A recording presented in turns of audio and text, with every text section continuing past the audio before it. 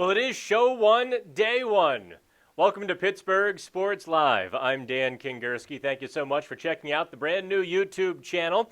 While you're thinking about it, do me a favor, click on subscribe to this here little channel, because the more of you who subscribe, the easier it gets to keep doing this. Now, let me tell you a little bit about what Pittsburgh Sports Live is. It's going to be a revolutionary way that we continue and expand coverage of all Pittsburgh sports. Live reports from games over at Heinz Field for Pitt and the Steelers, the Pirates over at PNC Park, the Penguins at PPG. We're going to cover all the teams, even Duquesne, here on Pittsburgh Sports Live, with videos, live shows, even sometimes on-site pre- and post-games as we continue to grow. Right now we're a little bit of a skeleton studio, skeleton staff, but it is growing rapidly. In fact, I think before long you're going to see here some lovely sponsors on the brick behind me. Let me introduce you to the studio. If you see here, I don't know if you can zoom in. Yeah, you can make that out. That would be Jaromir Jagr hugging Wayne Gretzky after Gretz's final game. You've got, of course, Forbes Field at night. You've got Mazeroski coming towards home plate. You can't see it, but above that is also, maybe just catch the little corner of it back there, is an original. Found it deep in the bin of a Goodwill. A 1991 Penguins Stanley Cup pennant. So plus, we've also got some really cool stuff. I'll show you what's in the drawer. Stuff I haven't hung up yet in the studio. I'll show you what's in the drawer at the end of the show. Here's what's coming up this week on Pittsburgh Sports Live. Oh, I forgot to introduce, did you meet Rowdy? And I'll tell you about the baseball. Can you see there we go, pull the baseball back. I'll tell you about the baseball later in the show, too. Tomorrow will be Mike Asti of Pittsburgh Sports Live. On Thursday, the proprietor and the guy who kind of began this whole Now Sports family, Mike Vukovcan, he'll be in the big chair on Thursday. Alan Saunders, reporter extraordinaire, will be in on Friday. Alan is actually going into the belly of the beast. He is covering Penn State on Wednesday, maybe Thursday as well. And I can't wait for that show. I also can't wait for Saturday. Is there a better week of college football for either school all year long? The last 3 years have been just absolute bliss. Pitt and Penn State, the animosity, the intensity. I don't know if you enjoy this as much as I do. I hope you do. Look, I'm more of a Pitt guy than a Penn State guy. But, look, I was a supporter of the Penn State program through the Bill O'Brien years. I was an early defender of Joe Paterno. I had to change my opinion. We're not going down that road. But the point is, I'm not one of these. I'm not a Penn State hater, or just a reflexive Penn State basher. The argument, though, and the reason this goofy, I don't know what to say. The reason this rivalry is ending is truly because Pitt can win. Make no mistake about it. Pitt can win. Thus, Penn State is taking their ball and going home. They're putting Temple on the schedule. Don't tell me that this has anything to do with, giving other schools a chance, or that Pitt isn't really a rivalry. No. This is ending because Pitt is a rivalry and Pitt can win, which it's cowardly. It's absolute cowardice on the part of Penn State. Look, you can lose to Pitt and still make the college football playoff and even win a national championship. It can be done. If you're a good enough team, losing in week 2 is not a death sentence. Oh, sorry, I didn't mean to mention death sentence or death penalty in the same breath as Penn State. I didn't mean to do that. The deal is Penn State does gain from this. Don't tell me Penn State doesn't gain, because here's how Penn State gains. It's threefold. One, money. National TV money. Two, recruiting. They come in to Pittsburgh and they put their foot on the neck of their closest rival, their historic rival. Telling me that doesn't have a big impact on recruiting? And three, money. Which is all college football is about, really, anyway, right? You're telling me that Temple's going to generate the same money as a Pitt-Penn State game? You're telling me Temple and Penn State will be prime time on ESPN? No, don't kid yourself. And that's the disappointing part of this, is that for all of the back and forth, isn't that so much more fun? I mean, think about it. Pitt and Penn State fans, for a week, you get to check out of Trump, McCain, Schumer, Pelosi, Tom Wolf, and Scott Wagner. You get to check out from all of that for a week. You've got someone truly to hate. And Penn State fans, don't tell me that Michigan State gets the hair on the back of your neck standing up in the final 2 minutes when you think you might win or lose. Don't tell me that you spend all week obsessing about Michigan State, Ohio State, Michigan. You don't. They're great games. It's a divisional battle. But it's not Pitt-Penn State. And that it's robbed something. It was great that Penn State came back to renew this rivalry. But, geez, keep it going. It's everything that's good about sports. Let them have at it on the field. I want to see tweets, people putting down Penn State. Oh, the SAT scores, the ACT scores, the tire at Pitt. I want to see Penn State hate Pitt week. I want to see all of this because it's so much more fun than the misery that we're confronted with a 24-hour news cycle, isn't it? This is something that has gone back over 100 years, and generation to generation has passed down the Pitt-Penn State story. Mine began in 84, with John Kingerski and Wallace going down the field in the final seconds. I was a little too young to remember Marino. I remember Bill Fralick and John Kingerski, and then Craig Hayward and onward. And Penn State can run away from this rivalry for an entire another generation. They can run and hide from it, but it'll never go away. It will never not be Penn State's best rivalry.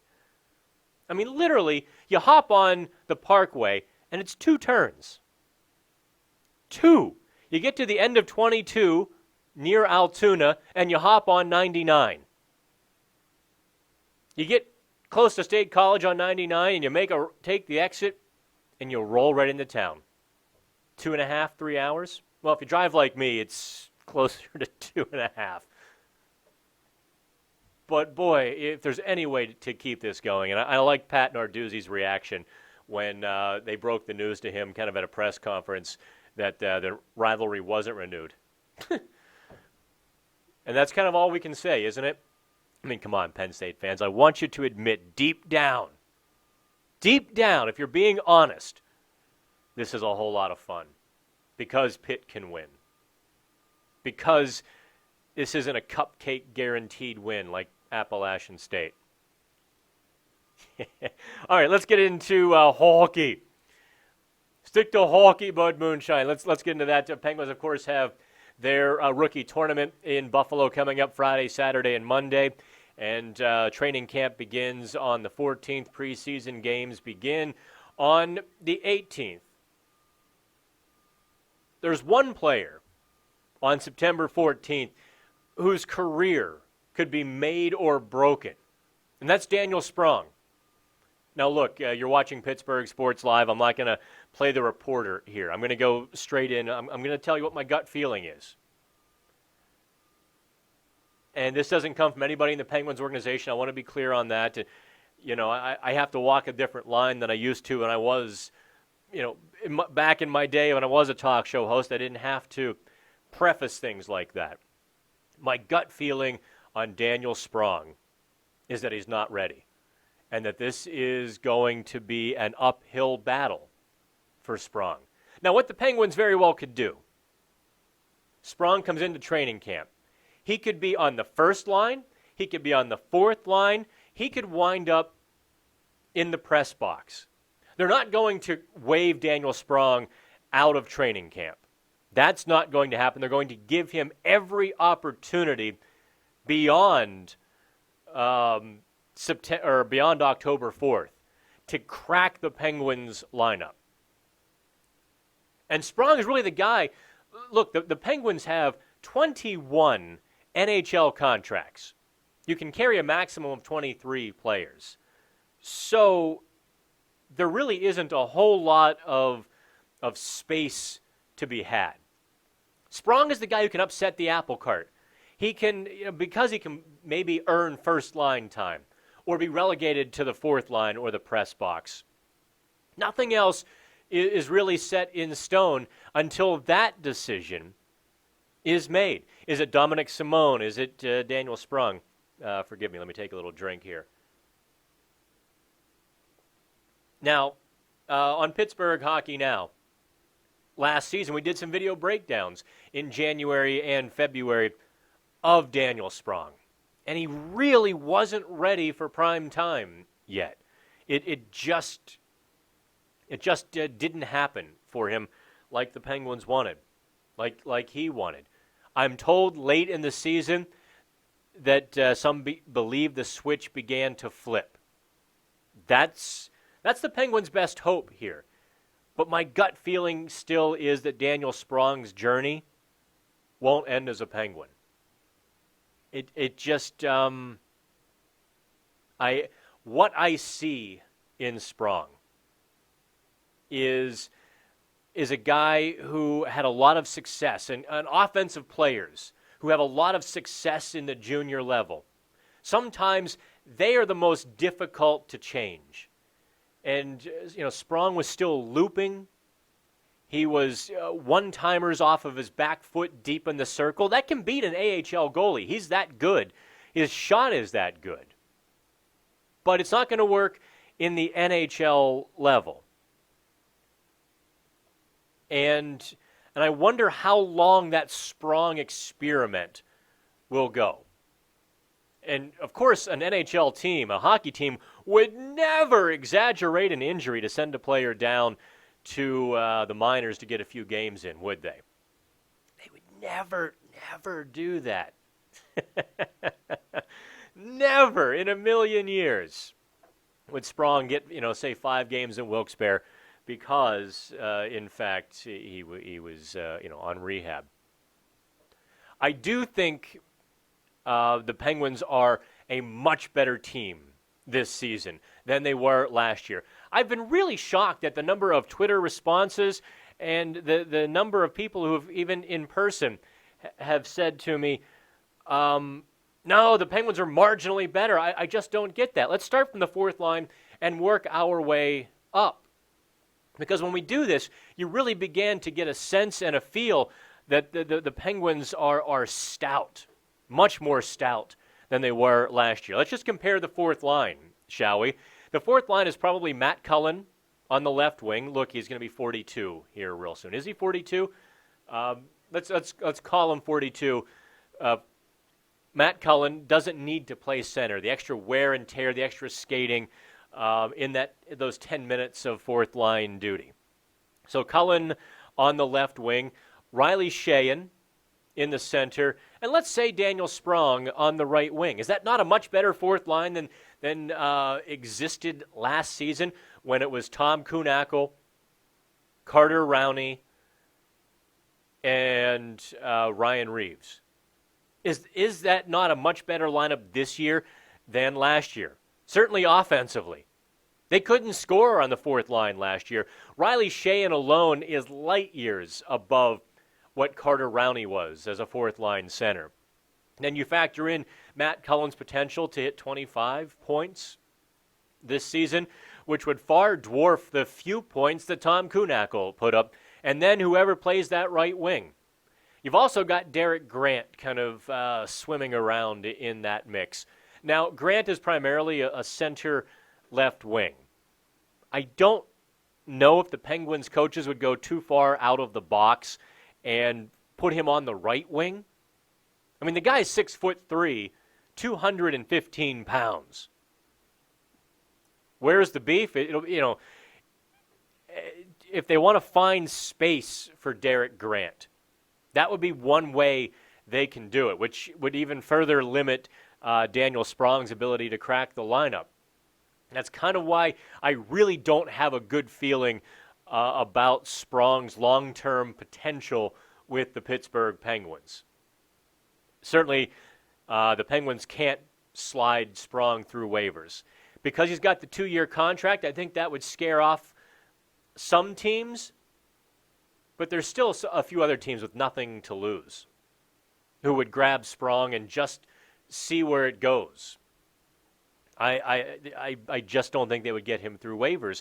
And so you end up having that dynamic with Sprong where maybe he's not good enough to be on the roster, but you can't lose him either. You also want Derek Grant in the lineup because he's 6'3", 215. And the Penguins have, Derek Grant is one of those 21 players who have an NHL contract. There's just no room with the Penguins. They can carry a max of 23.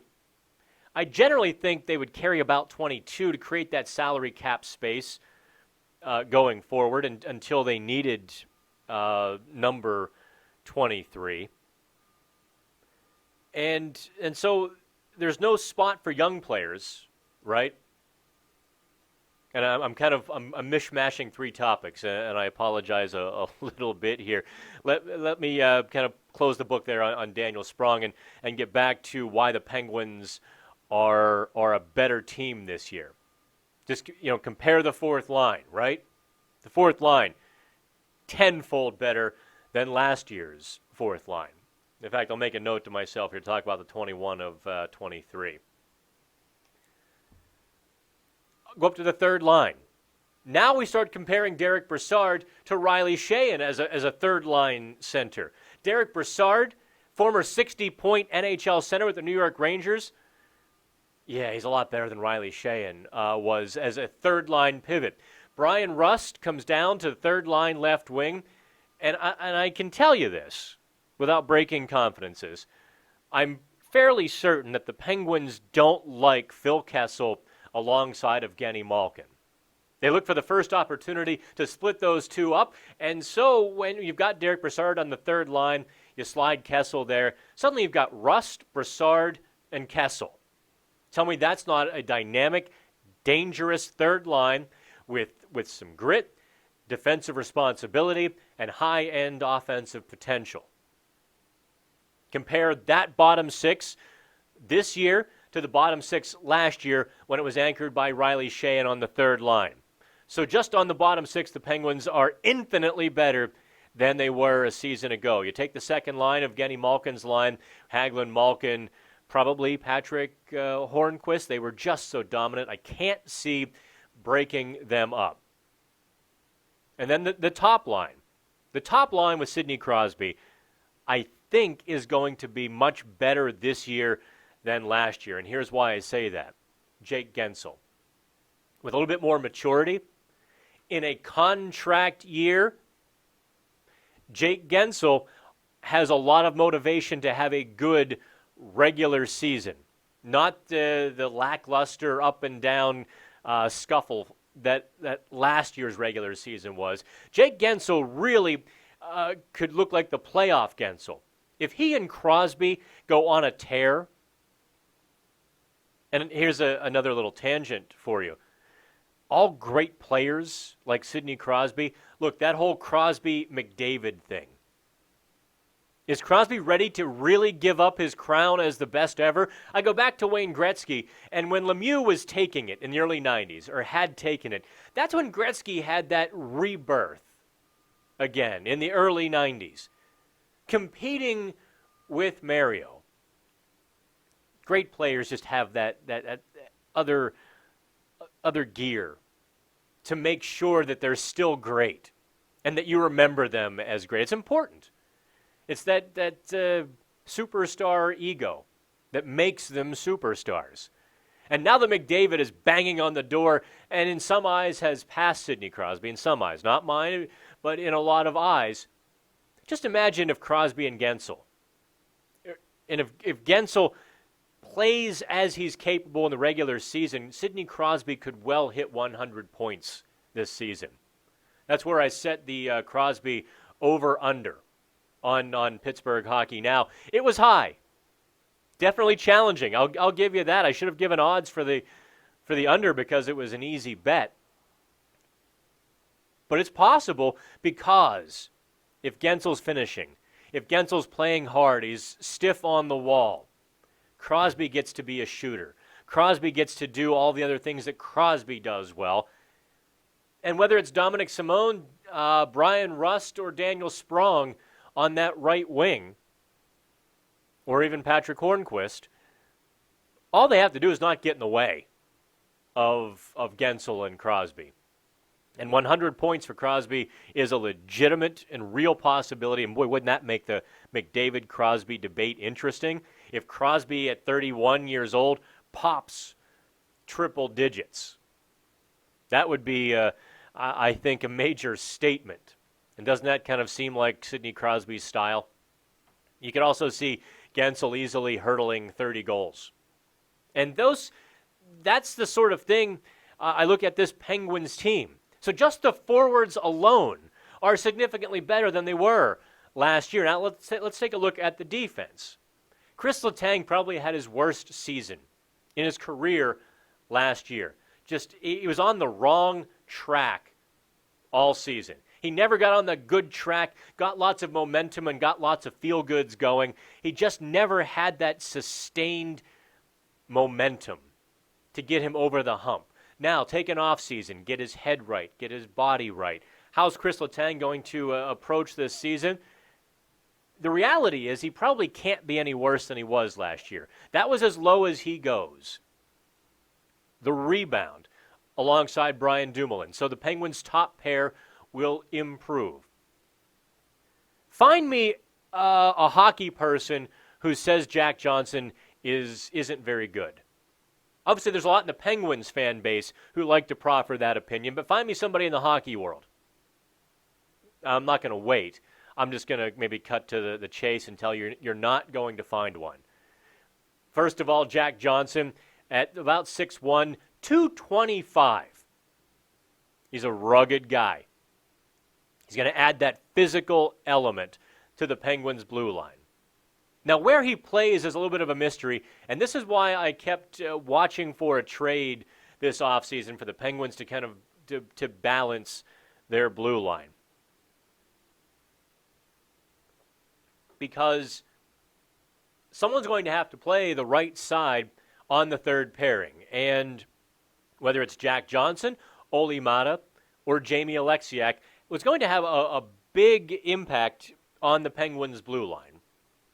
Let's just say Jamie Alexiak, because I think of the three, he might have the most offensive upside, believe it or not. What I saw last year was a guy with a big shot. He actually has some decent wheels and wants to use it occasionally, wants to use those skills. The problem with Alexiak when he tries to get offensive is he gets, the red light in his eyes, and his game unravels. And it takes a while to reel him back in and to repackage him and get him back on the good tracks, to use that analogy again, or that metaphor. So I don't like Alexiak on the right side, even though I like Alexiak on the right side, if that makes any sense.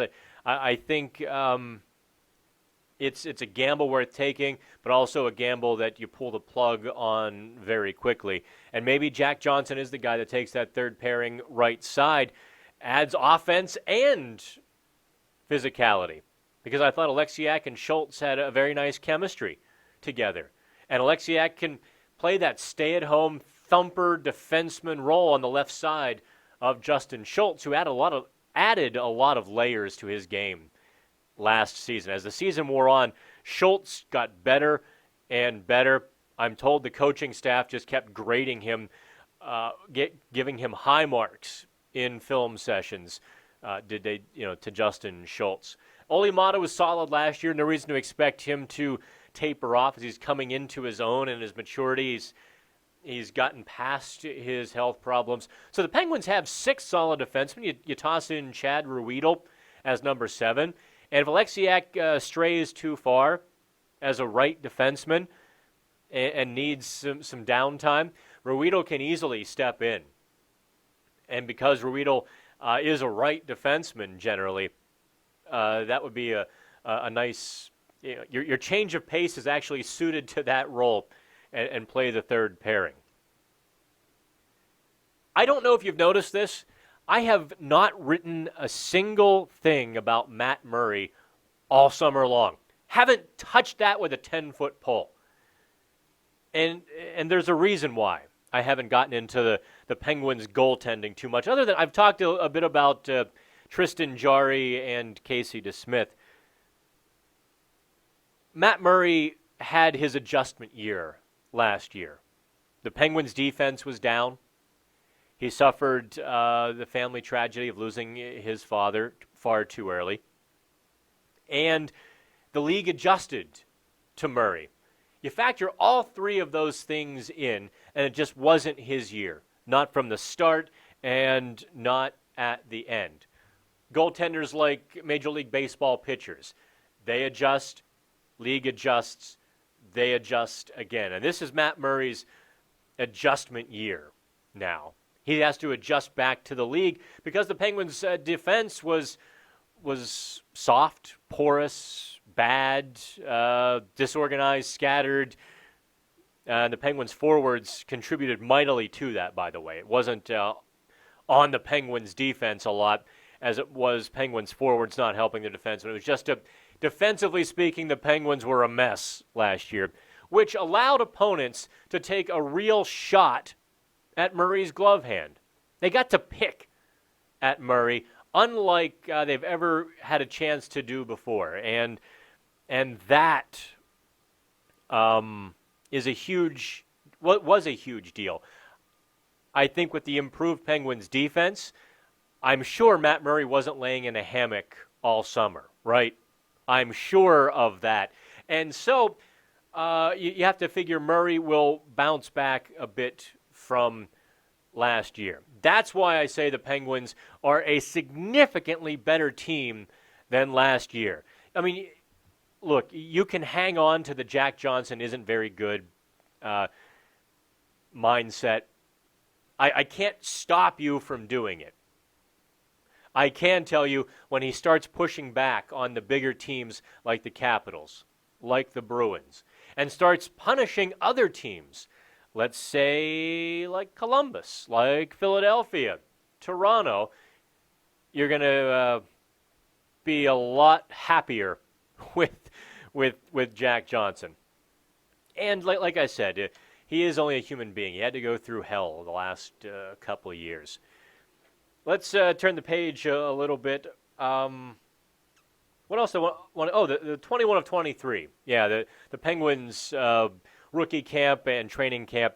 There will be a couple and few guys battling for contracts and entry-level deals. I mean, Kalen Addison, he's not going to make the NHL team. He would have to be extraordinary and spectacular for the Penguins not to send him back to Lethbridge. I tend to think the same for Jordy Bellerive as well. I mean, the Penguins have 2 slots. Zach Aston-Reese and Jimmy Hayes fill those 2 slots. And a guy like Bellerive isn't going to claim one of those, nor is Teddy Bluger. Bluger's not going to take one of those two spots because they want Bluger to finish developing. I could be wrong on that one. Zach Aston Reese. Let's maybe spend a minute on him because it's germane to kind of everything else. I don't know, because of that injury, if he'll have had a chance to work on his skating as much as he needed to, right? He lacks that first step burst.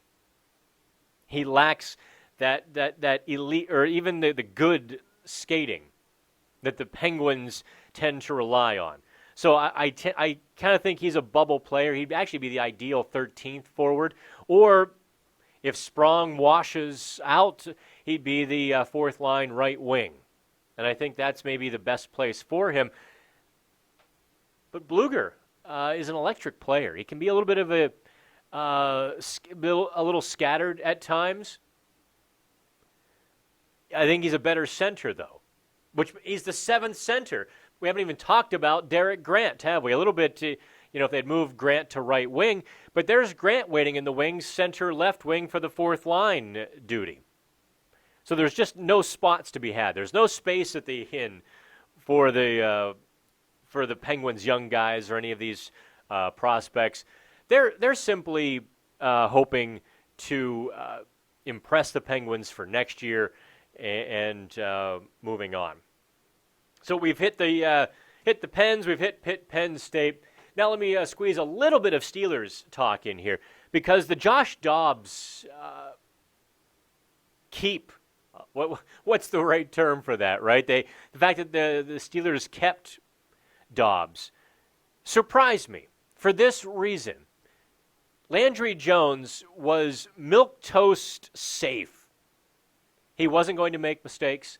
Wasn't going to throw interceptions, wasn't going to put the ball on the ground. He wasn't, he's a game manager who could win a game in the absence of Ben Roethlisberger if the Steelers were the better team.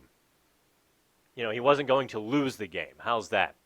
Whereas Dobbs is more talented, he's still a bit more raw, certainly lacks that polish and game management skills.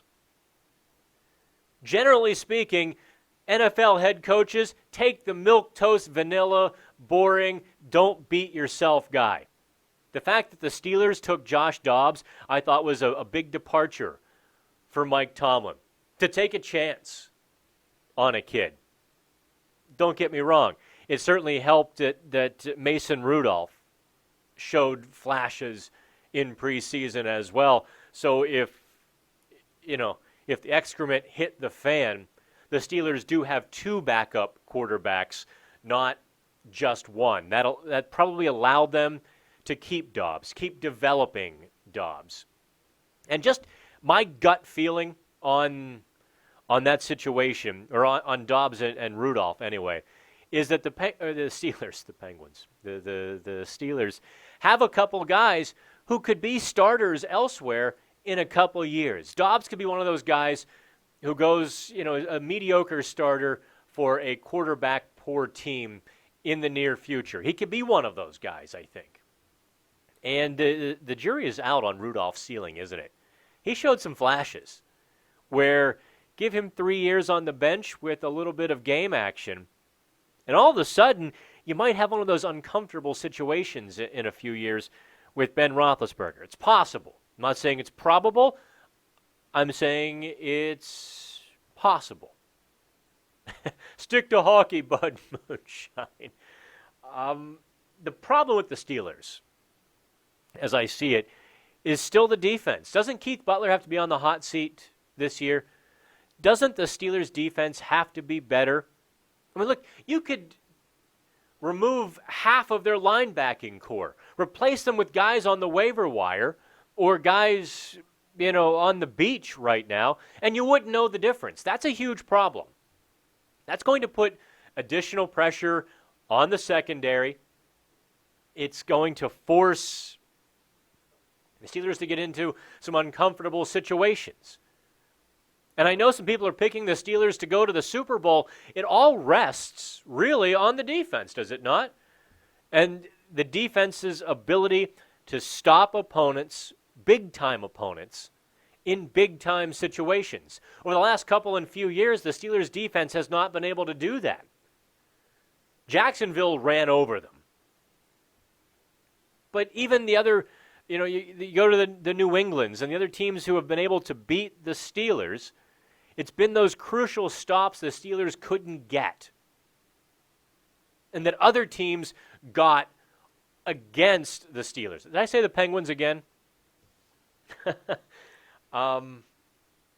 Bostic, Dupree. It's just not necessarily the Steelers' bumper crop. I think the secondary has a little bit to prove. I think the secondary is it's got some talent. Bit of a question mark, though. And I guess we've gotten to the point in the NFL, haven't we? We've gotten to the point now where we expect players to be equal, and the coordinator and the head coach make the difference. And the coaches are only too happy to perpetuate this myth, I guess. I mean, offenses run the same 25 and 30 plays. They just disguise it 25 and 30 different ways now. And defense is about the same thing. There's only so many different things you can do. The opposing quarterbacks are so smart. They watch so much film. They've been through camp since they were a kid now. There's very few raw quarterbacks or quarterbacks who can't read defenses. They're a dying breed in the NFL. And so scheme really is important, but so are the players. One or the other. Both have to step up for the Steelers. Now, I want to talk a bit about the Pirates. I've got a few minutes here before we wrap things up. I want to talk about the Pirates. Actually, I don't know if I should tell this story or not. I had one of those weird wow moments. I was one of the 61,000 people who signed that petition last offseason. As a Pirates fan, I had enough. Look, hockey media, baseball fan, okay? And I reached that point where I had enough. And so I didn't watch Pirates games. I didn't go to any games at PNC Park. I walked away from it. Now, if you spend 10 or 15 minutes on Twitter, you know what's going on. You see who's arguing what points, and you can keep your finger on the pulse that way, and I did. But then when the Pirates made the big trades, right, that was enough to get me back. And, so first night I go rolling into PNC Park excited. There was actually a fan, and no hard feelings to whoever you were, went section to section looking for me. He was angry that I was back. I mean, this was my what in the world, Twilight Zone moment this summer. People around us in this section were kind of nervously chuckling, what's this guy yelling at this guy beside me for? I mean, no one else recognized me. I mean, who the heck am I, right? So that was my moment. But I bought a bunch of tickets, and I went to a bunch of Pirate games. Pirates Twitter went from angry, excited, jubilation, wide-eyed optimist, hey, the playoffs are possible, to then disappointed as the Pirates the bats went ice cold, right? And they sank back into irrelevance. There's 2 points I want to make about the Pirates real quick.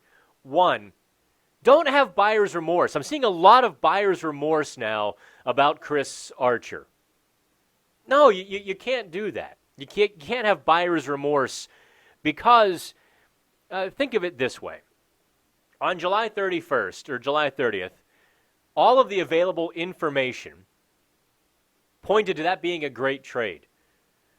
Archer will be a Pirate for several years. He's solidified the starting pitching rotation. He made the Pirates a better team right now.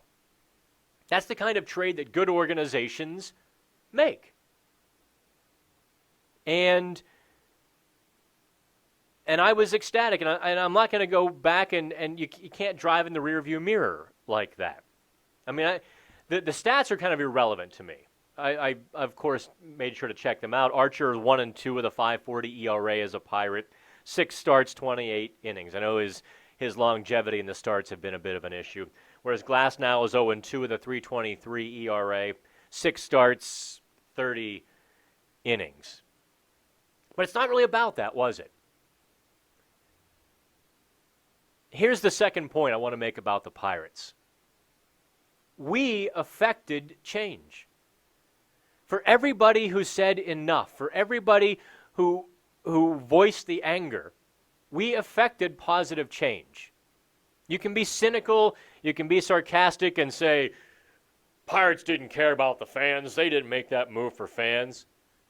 Sure they did.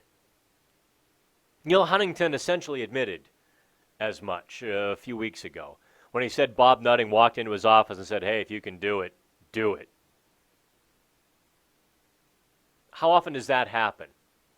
The Pirates owner assessed the situation, that a lot of us withheld our entertainment dollars. And I know PNC has been empty through a lot of August, and that's just because that nobody had bought the 10-game plans, and no one had bought the season tickets, and so there wasn't this base of ticket sales. So they had to rely on walk-ups. But next year, with that starting rotation, are you not much more apt to buy some Pirates tickets? And furthermore, with that kind of starting rotation, the Pirates have to add a couple bats. But they've got that foundation to add to for the first time. You know, they're not going to add a big bopper that costs $20, $25 million. They'll add a couple David Freese-type bats. They'll have the money to do so. And they're going to be a better team next year. That's going to, help them in the long run. So I don't think Pirates fans should have buyer's remorse. I think you have to look at it in a different way. Realize that the Pirates organization responded to the fan base, and realize that the Pirates are better going forward. Like Tyler Glasnow was not going to hit his stride as a Pirate. I don't know that Austin Meadows was going to hit his stride as a Pirate. And in exchange, they got top of the rotation starter. A guy who can be your 1, 2, or 3. And those are expensive in baseball. So that's my piece on the Buccos. I think I've hit everything. Oh, wanted to show you. Here, the baseball. First Major League Baseball I ever caught. I'm a little bit evil. It went bouncing off of the Coca-Cola sign on the second deck and came kind of hurtling back down at a forward trajectory. I reached out, I kind of snagged it like that. But why I'm evil is realizing I'd have to give the ball away. I tucked it in and kind of didn't say a word. Folks were like, where's the baseball? I knew the guy beside me. He didn't realize I snagged it. Hit the deck. Hit the, we're talking 6th, 7th inning here. He hits the ground at PNC Park looking for the baseball. Other people see him hit the deck. They do the same. It's like a little pig pile. Everyone looking for the baseball. And I'm like this. Now, a few seconds later, I handed it to my son, who at the time was 10, 11 years old. And he gave it back to me. And he wrote "number 1 dad" on it. So for all of you other dads, you can stop trying. I've already won "number 1 dad." No reason to keep up the charade. I confess that I got the trophy. Not just the participation trophy. "Number 1 dad" trophy. Of course, Jordy Mercer here as well. Do want to thank everyone for hanging out. I got some other stuff here. Maybe you can help me out. I will roll through the comments on YouTube. Should we put this on the wall?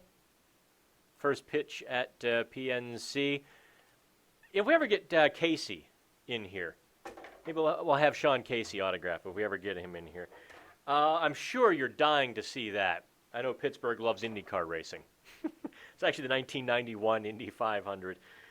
Final night at Three Rivers. I'm debating if we put that up. And here, this is just more for a joke. This has been in a bin in my basement for quite some time. Andy Van Slyke pennant. So there you go. It all goes back in the drawer. This hasn't been. We actually had to make some concessions for quality on this show just to get it up.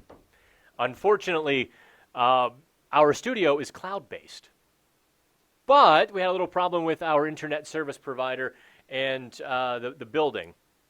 We'll have it fixed in a couple days, but we had to kind of bypass our entire studio and go straight from mic to phone. So if the sound's a little rough, it will improve, I promise.